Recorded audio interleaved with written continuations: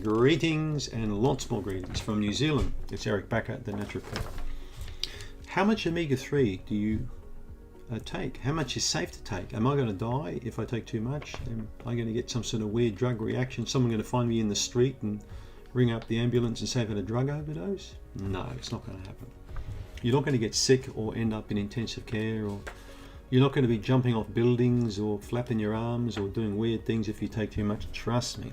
Omega-3 is not like taking fentanyl or stuff like that, or oxycodone, all right? You won't sort of like run around like a chicken with no clothes on or do weird stuff. It doesn't happen. It's safe. This is a very safe supplement. It's basically like a food, all right?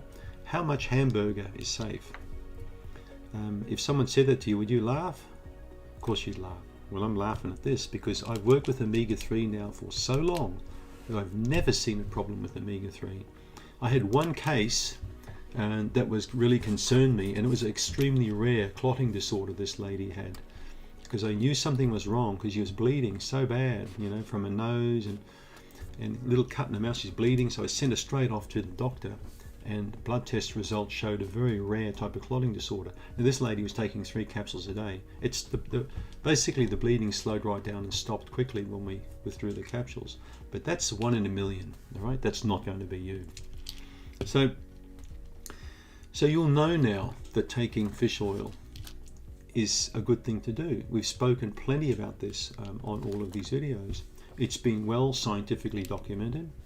There are tens of thousands of studies you can find online now dating back 30-40 years showing how safe fish oil is. But if you go to WebMD or sites like that, they'll still put it alongside nerve gas poison, say watch out for this stuff, it could make you sick, and then they talk around all their pharmaceuticals. So don't believe a lot of the hype you read about fish oil in terms of danger, all right? It's not generally going to happen to people, the dangerous things. So there are different ways you can get omega-3 in your diet. You don't have to eat fish, right? Fish is just the best source. It's the best source.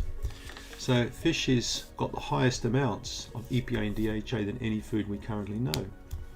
Although, if you're a person who eats a lot of microalgae, a lot of algae like I do, like spirulina, or chlorella, and then you add wakame or some different types of seaweeds into the mix, you're going to get a reasonable amount of DHA into the body.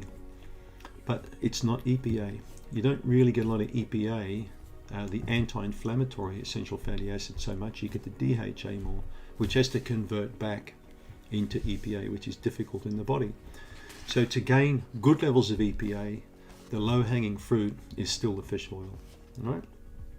So how much is safe to take?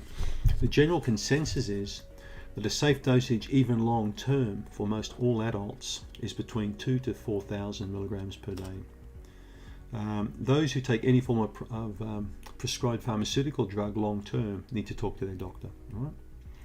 The European Food Safety Authority, they say take no more than 5,000 per day.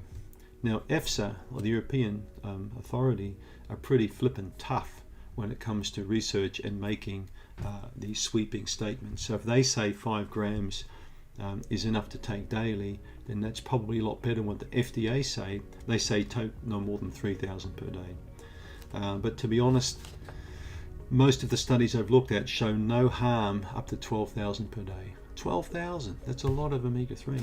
But if you've got cancer or you've got a serious diabetic complications, higher end dosages work far, far better than just taking 1 per day. So you've got no problem taking omega-3. If you're on multiple drugs, talk to your doctor. Thanks for tuning in.